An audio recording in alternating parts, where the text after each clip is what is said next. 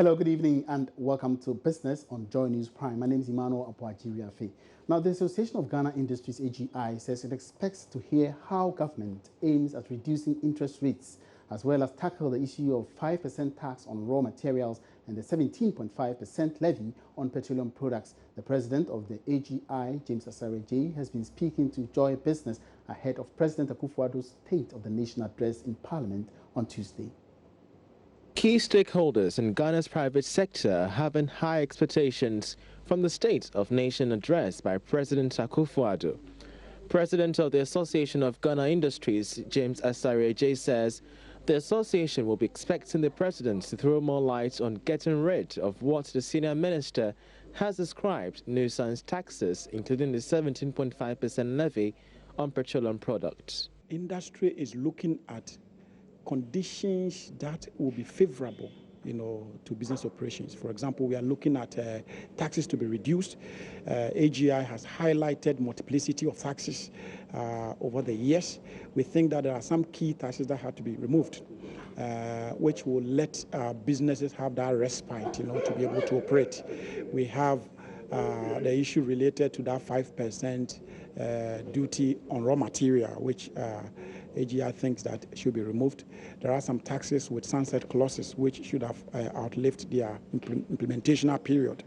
These taxes should be removed. 17.5% levy on petroleum products. One of the key challenges facing a new government is how best to cut down on spending, with Ghana's budget deficit edging up from a projected target of 4.7% to 7% at the end of 2016.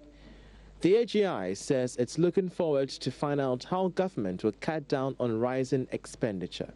We are looking forward to a clear-cut, direction in respect of reducing government borrowing, such that the private sector will not be crowded out in the domestic financial market. We want to see drastic efforts, to bring down interest rate. At the moment where, interest rates hover around 35%, it's a very big disincentive for business growth. Now, some major commercial banks in the country are now selling $1 for 4 Ghana cedis 50 pesos.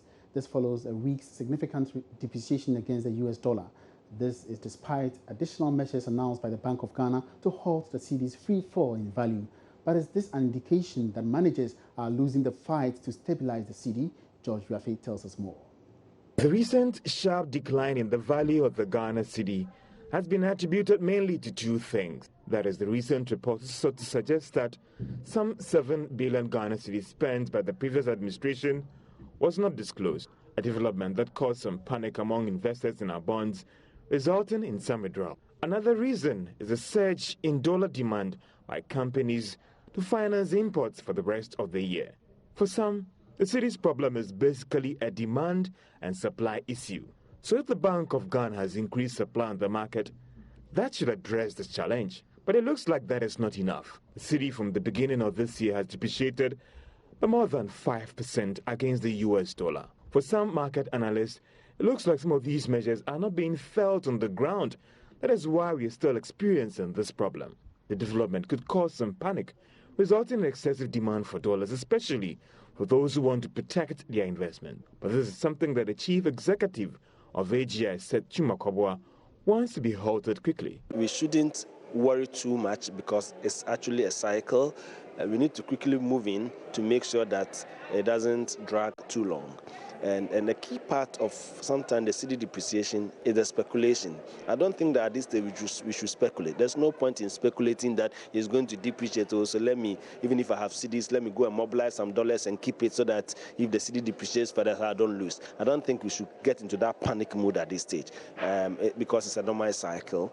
But of course, what we expect to see is measures to make sure that it's contained within reasonable limits, and then we'll live with it. Analysts say the continuous slide in the value of the cedi, if not halted, could worsen things for the already challenging economy, as it could increase the cost of servicing the country's loans, hikes in price of goods and services, because we import majority of what we consume locally, hikes in prices of petroleum products, and an increase in the cost of living. Meanwhile, the Bank of Ghana says it expects the cedi to firmly stabilize against the US dollar by the end of next month. The local currency has depreciated by a little over 5%, according to some market analysts. According to the Bank of Ghana, the challenge can be attributed to activities of speculators, demand surge to finance imports, and recent developments in the economy. Speaking to Joy Business, Head of Treasury at the Bank of Ghana, Evelyn Kwetia, said some of the additional measures that the bank is introducing could even see the local currency appreciate in value. I may attribute it to two main issues: general demands as well as speculation. General demands from the fourth quarter. We know in the fourth quarter there's quite huge importation for the Christmas festivity, and then in the first quarter we have to pay those maturities. So we are seeing those ones coming through.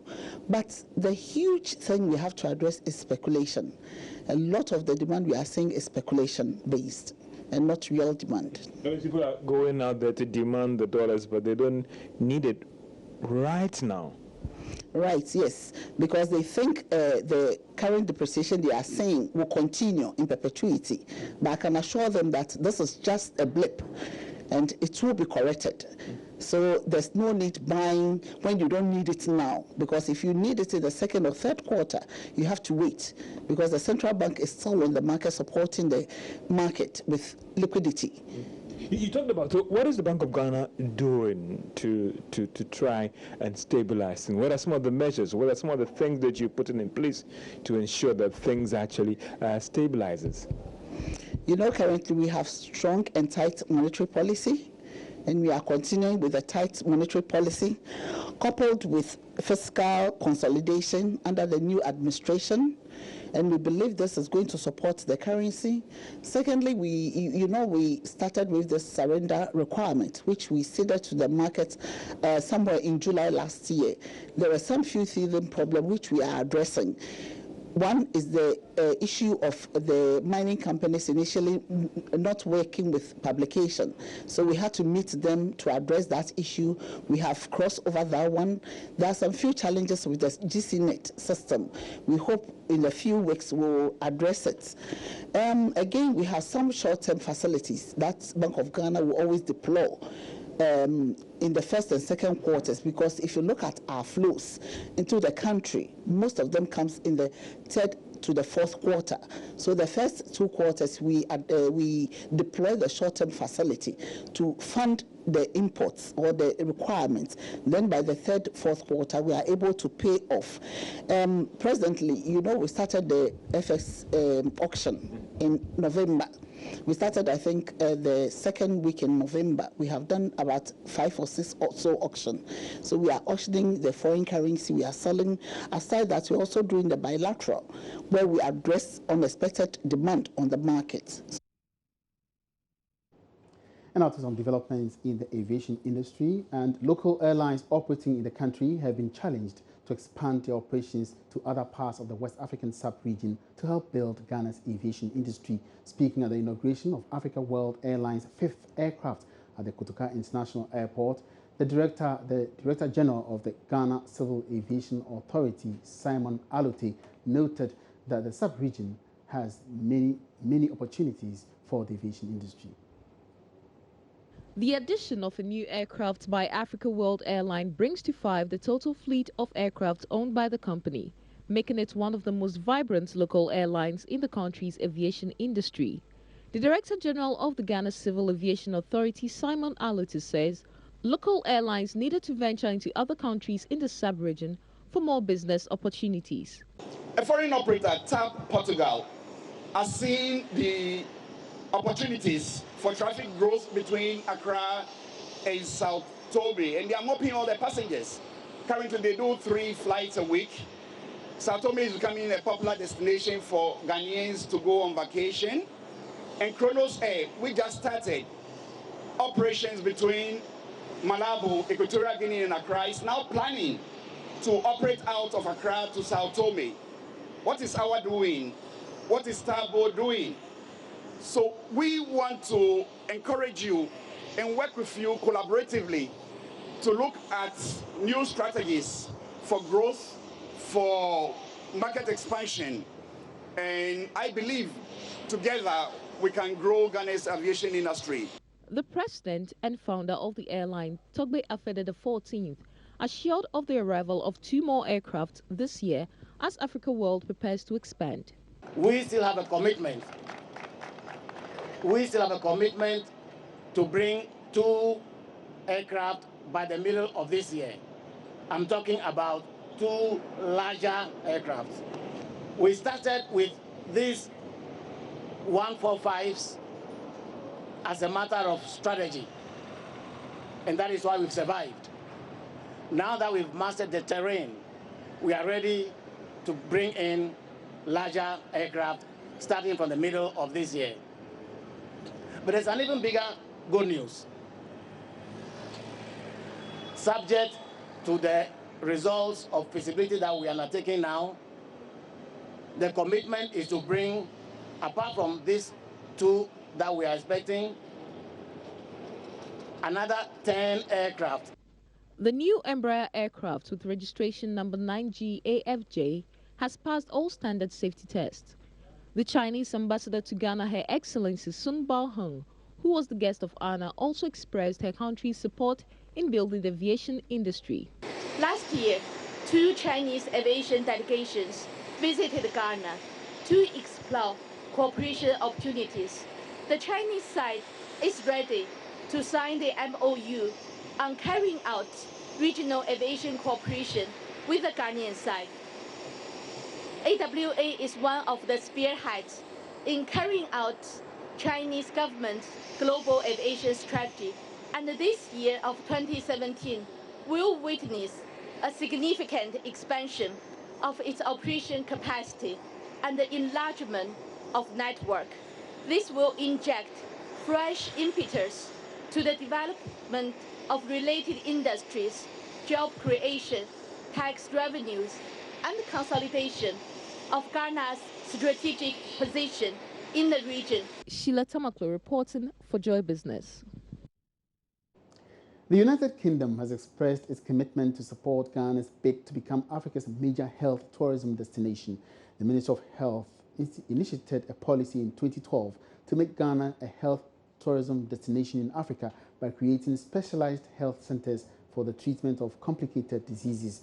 UK Prime Minister's trade envoy to Ghana, Adam Efiye, says his country is ready to make investments in Ghana towards realizing this goal.